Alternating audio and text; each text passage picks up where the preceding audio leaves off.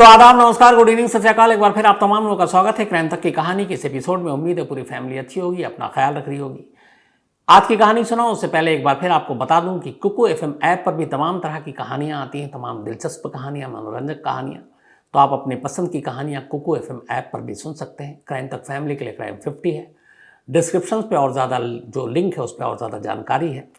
और ऐसी तमाम कहानियों में लाल बहादुर शास्त्री जी की मौत की जो रहस्यमय मौत है उसकी भी कहानी है, शास्त्री जी डेथ मिस्ट्री।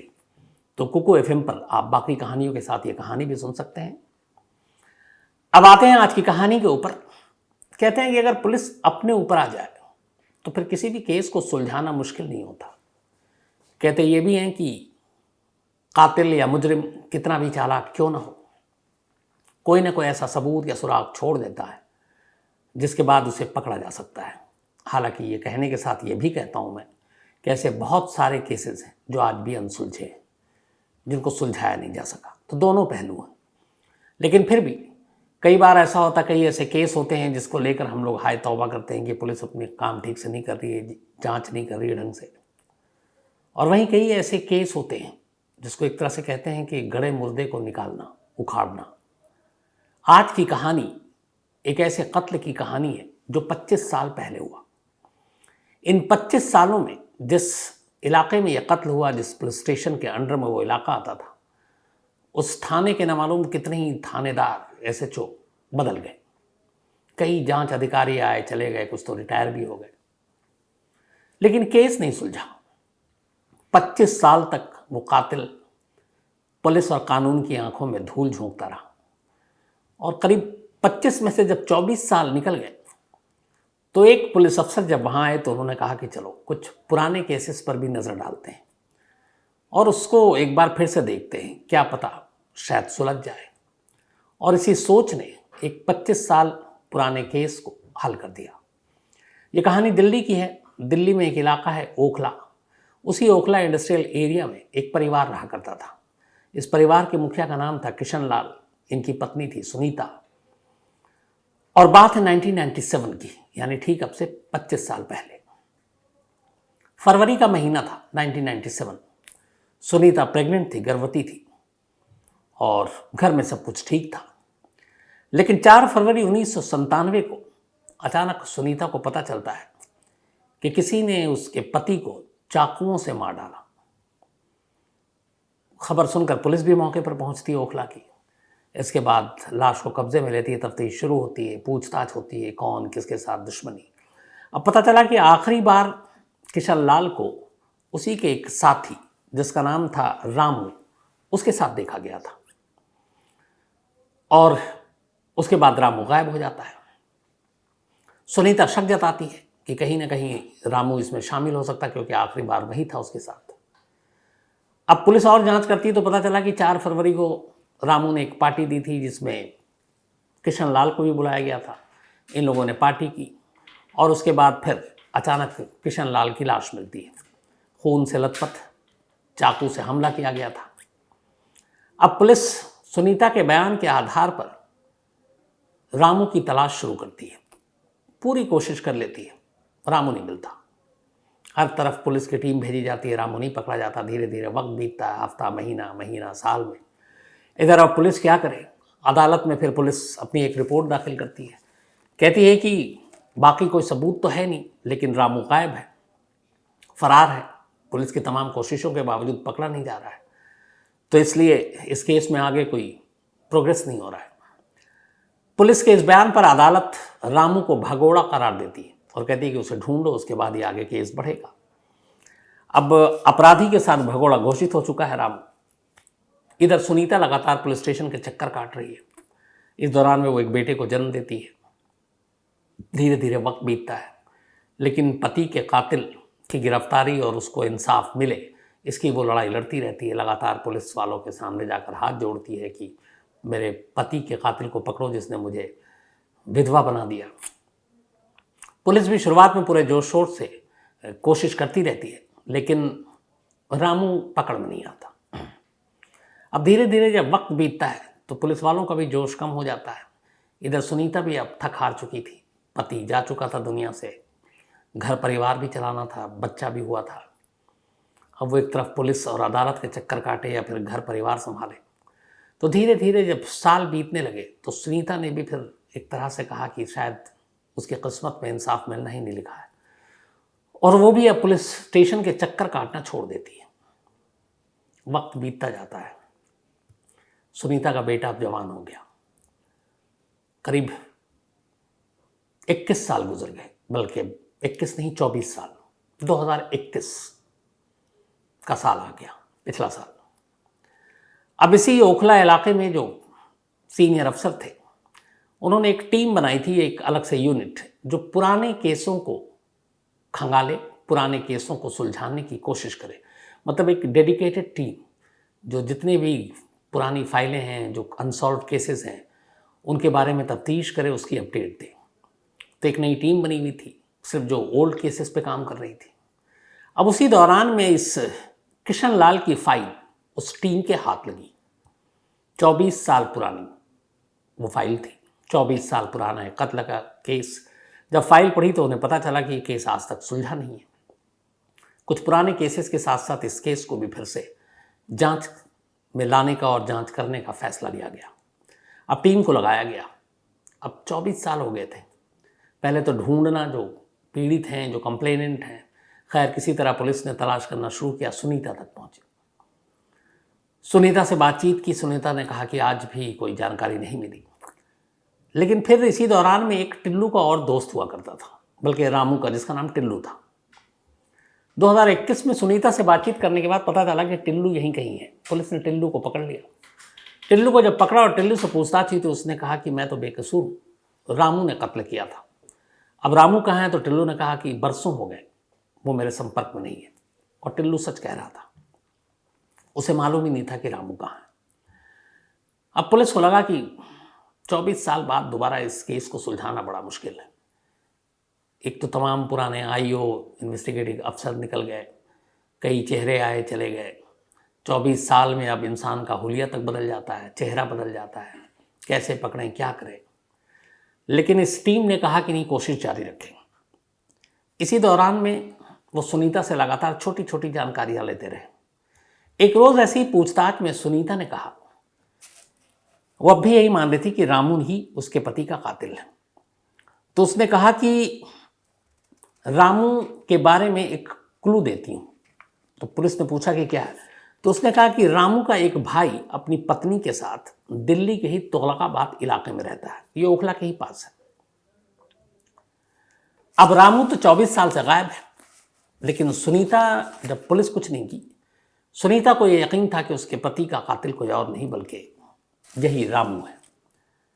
तो उसने उसके परिवार और उसके बारे में अपने लेवल पे भी अपने रिश्तेदारों के जरिए छानबीन करती रही थी कि कहीं रामू आया तो नहीं, दिखा तो नहीं, तो पुलिस को बताएं। लेकिन वो दिखा नहीं था कभी। अब उसने पुलिस को बताया कि उसका एक भाई है रामू का, वो अपनी पत्नी के साथ तुगलकाबाद एरिया में रहता है। अब पुलिस ने कहा चलो इस भाई को ही सीढ़ी बनाते हैं। पुलिस उसके भाई के पास पहुंची। जब पुलिस वहां पहुंची, सादी वर्दी में यूं ही अपनी मुखबिरी कर रही है। उसके भाई और पत्नी को ये देख रही कि कहीं रामू तो इधर आकर नहीं रह रहा। और जो 97 में कत्ल हुआ उसके हिसाब से 24-25 साल के बाद रामू अब कैसा दिखता होगा, उन सारे होलियों के साथ पुलिस की टीम पहुंची। लेकिन वहां जाकर पुलिस को एक नई जानकारी मिली। पता चला कि कुछ दिन पहले ही रामू की मां की एक सड़क हादसे में मौत हो गई। तो घर में मातम भी था और चूंकि नेचुरल डेथ भी नहीं थी, तो रोड एक्सीडेंट में रामू की मां की मौत हो गई। अब जैसे ही ये खबर पुलिस को मिली, टीम ने फौरन एक प्लान बनाया। उसने कहा कि ये मौका अगर हाथ से निकल गया तो शायद 24 साल तो बीत गए, आने वाले वक्त में भी शायद रामू ना मिले। पुलिस टीम ने इस रोड एक्सीडेंट और रामू की मां की मौत को अपनी उस प्लानिंग में शामिल किया। पूरा पुख्ता हो जाने के बाद कि किस दिन रोड एक्सीडेंट हुआ, कहां पे हुआ, अब पुलिस की ही टीम सादी वर्दी में रामू के भाई के घर तुगलकाबाद पहुंचती है। उसके बाद वो पूछताछ करती है। घर वालों को भी कोई शक नहीं होता, क्योंकि उनका पूछताछ ये था कि हम बीमा कंपनी से आए, इंश्योरेंस कंपनी से, और आपकी मां की रोड एक्सीडेंट में मौत हुई है, सड़क हादसे में। तो सड़क हादसे में मरने वालों को मुआवजा दिया जाता है। तो उस मुआवजे की रकम को देने के लिए हमें कुछ क्वेरी, हमारे कुछ पूछताछ करनी है आपसे। अब रामू का भाई, उसकी पत्नी, ये लोग खुश भी हो जाते हैं कि चलो माँ तो इस दुनिया में नहीं, लेकिन पैसे भी मिलेंगे और कुछ लाख तो मिलेंगे ही। तो अब बीमा कंपनी बनकर पुलिस वाले पूछताछ करना शुरू कर देते हैं कि अच्छा ये बताइए आपकी माँ का नाम, उम्र, पति का नाम, धीरे धीरे, ताकि शक ना हो। फिर बच्चे कितने, तो बताता हम 2 भाई बहन, इन सबके नाम बताता है और उसमें वो नाम रामू का भी आता है। अब इन भाइयों के बच्चों और पत्नियों के नाम वो भी बताता है, उनके पते कहाँ पे रहते हैं तो सबका पता बताता है, लेकिन रामू का पता भी यही दिल्ली का बता देता है। अब यहाँ पर आकर पुलिस को ये लगा कि आगे नहीं बढ़ पाएंगे। अच्छा, उसने साफ कहा कि वो भाई तो है मेरा, लेकिन उसके बारे में मुझे कोई जानकारी नहीं है। पुलिस ने पूछा कब से, तो उन्होंने कहा यही कोई 22-24 साल हो गए। तब पुलिस को लगा कि वाकई शायद उसको जानकारी नहीं है उसके भाई को। पुलिस ने अपनी तरफ से और भी पूरी मुखबिरी की, पड़ोसियों से पूछा, तस्वीर दिखाकर ये शख्स कभी आता है, हर एक ने मना किया।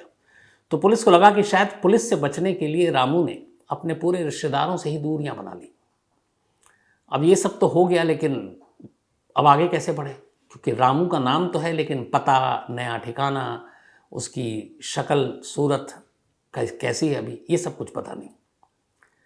लेकिन इस पूरी पूछताछ में रामू के परिवार के बारे में भी पूछा गया। जब पूछा गया तो रामू के बीवी बच्चों का भी नाम आया।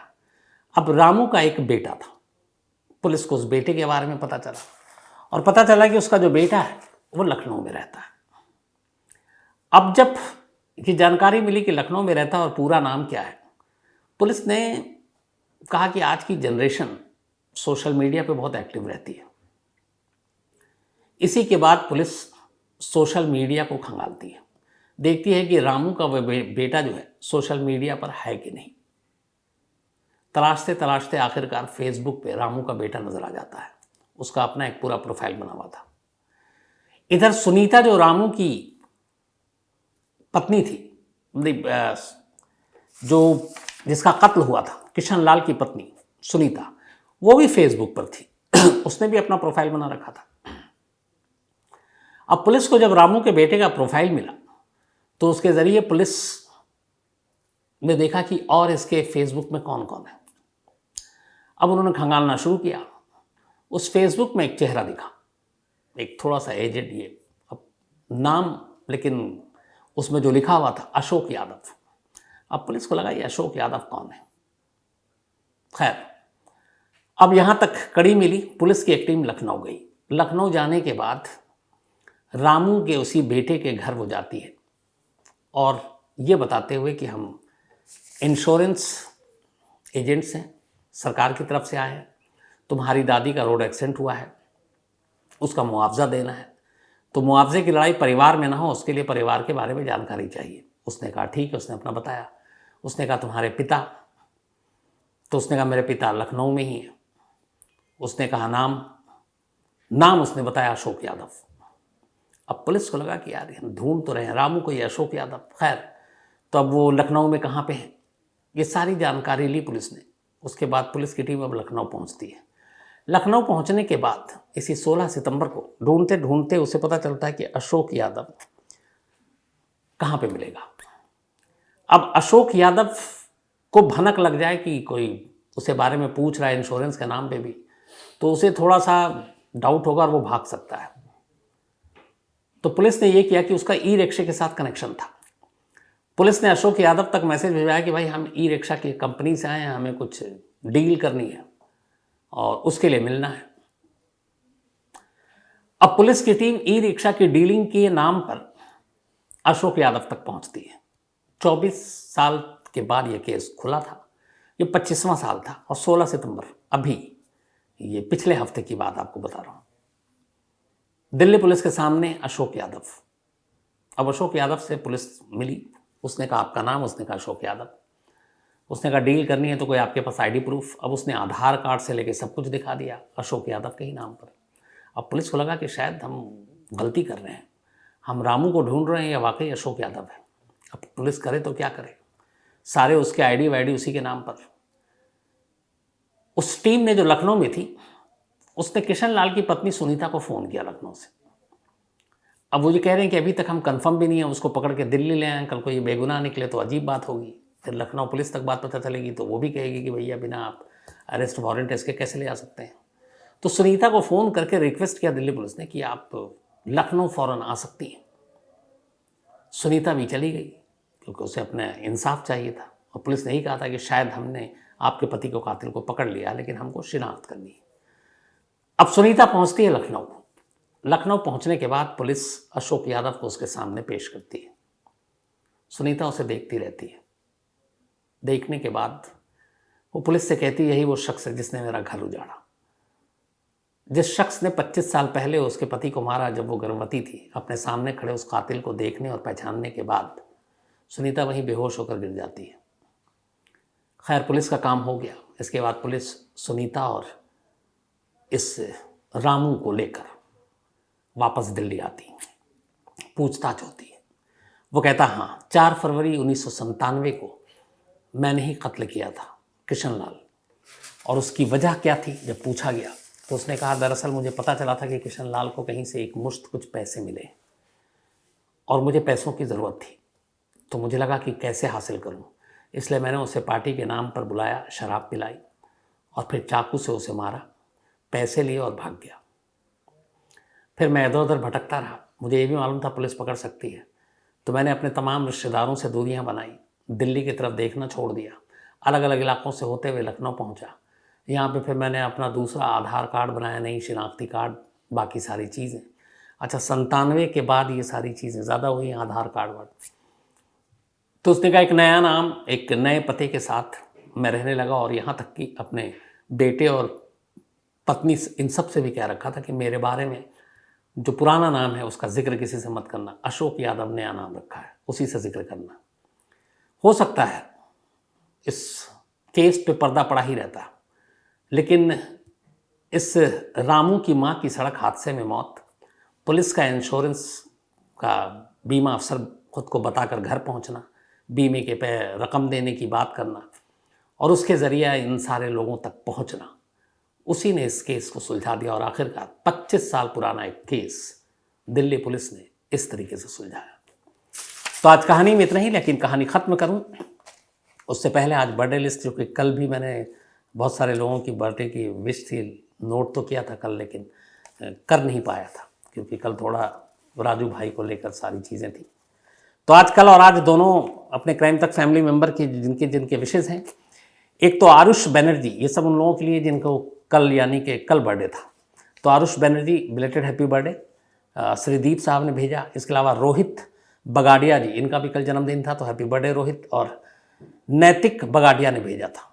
डॉक्टर सिद्धार्थ दादियाल IAS, इनका भी कल बर्थडे था, तो belated happy birthday doctor Siddharth साहब। और ये शानू डडवाल जी ने भेजा था।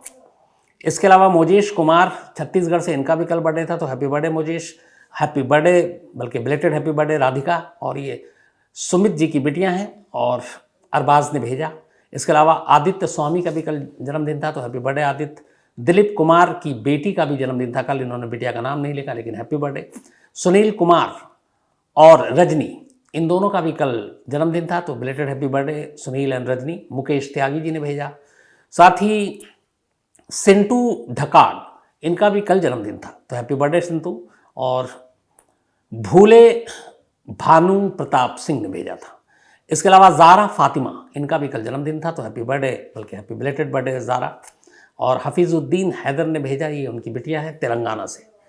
साथ ही यंशिका, इनका भी जन्मदिन, तो हैप्पी बर्थडे यंशिका। और संजीव गौर जी ने भेजा, इनकी बिटिया है। इसके अलावा आज जिन लोगों का बर्थडे है उनमें एक है ज़ारा रानी मंसूरी, तो हैप्पी बर्थडे ज़ारा। और ये शुएब मंसूरी की, बल्कि शुएब मंसूरी और की बिटिया है शायद, और शाकिर मंसूरी। इसके अलावा अंकुर, हैप्पी बर्थडे अंकुर। मोनिका मलिक, इनका भी आज जन्मदिन है, हैप्पी बर्थडे मोनिका। और सुखबीर और सुरेंद्र और रेनू ने भेजा है। विनय सग्गम, इनका भी जन्मदिन है, तो हैप्पी बर्थडे विनय। सुजीत सग्गम ने भेजा है। साथ ही रोहित कुमार, इनका भी आज बर्थडे है, तो हैप्पी बर्थडे रोहित। प्रतीक ने भेजा है। शिवम सिंह, इनका भी आज जन्मदिन है, हैप्पी बर्थडे शिवम। और शुभम सिंह ने भेजा है। साथ ही रीना, इनका भी बर्थडे है, हैप्पी बर्थडे रीना। आरिफ खान ने भेजा है। शंकर मनोहर तिवारी का भी जन्मदिन है, तो हैप्पी बर्थडे शंकर साहब। अंकित, इनका भी जन्मदिन है, हैप्पी बर्थडे अंकित। और याद राम सैनी साहब ने भेजा, उनके बेटे हैं ये। समायरा गिरहाले, इनका भी आज बर्थडे है, तो हैप्पी बर्थडे समायरा। और सूरज, इसके अलावा सुचिता, मंदी जी और संकेत, बल्कि मंदा जी और संकेत, उन्होंने भेजा है। साथ ही परीजा परवेज खान सिंधी, इनका भी जन्मदिन है, तो हैप्पी बर्थडे परीजा। और तौसीफ एस सिंधी ने भेजा है। इसके अलावा श्रवण कुमार शाह की बिटिया का भी जन्मदिन है, उन्होंने नाम लिखा नहीं, लेकिन हैप्पी बर्थडे श्रवण साहब आपकी बिटिया को। साथ ही जयेश मिश्रा लखनऊ से कहानी की फरमाइश की, अनिल पाटिल ने कहानी की फरमाइश की है। कुमार निजामपुरकर जोशी अभयंकर केस की कहानी सुनना चाहते हैं, मैं ऑलरेडी सुना चुका हूं, कहानी की लिस्ट में मिल जाएगी आपको। मनीष शर्मा ने कहानी की फरमाइश की है। अशोक खरपू हैं। और इसके अलावा तेशी मिमी, ये अरुणाचल पब्लिक सर्विस कमीशन की स्टोरी की बात भेजी है, मैं ज़रूर आपको जल्दी सुनाता हूँ तेशी साहब।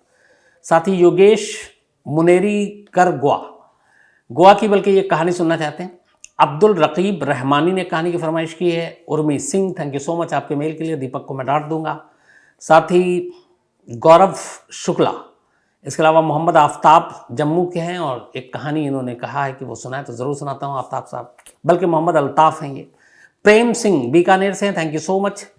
सैयद बल्कि सूर्य प्रकाश श्रीवास्तव, ये वाराणसी से हैं, थैंक यू सो मच सूर्य आपके मेल के लिए। इनकी फैमिली में भी ज़्यादातर लोग जर्नलिस्ट हैं, मैंने आपको मेल का जवाब भी दिया है और कभी बनारस आऊँगा तो ज़रूर मिलूँगा। साथ ही शाहरीन मेमन, ये सिंध कराची से हैं, एक कहानी की फरमाइश की है, मैं जल्दी सुनाता हूँ शाहरीन साहब। साथ ही ये हैं सनी लाल, टोरंटो से हैं, थैंक यू सो मच आपके मेल के लिए, आपकी उन तमाम बातों के लिए, और आपने जो कहानी भेजी है उसको भी मैं कोशिश करूँगा जल्दी सुनाऊँ सनी साहब। तो आज कहानी में इतना ही। अब आपसे मुलाकात होगी कल रात 9 बजे किसी नई कहानी के साथ, तब तक अपना ख्याल रखिएगा। Thank you very much.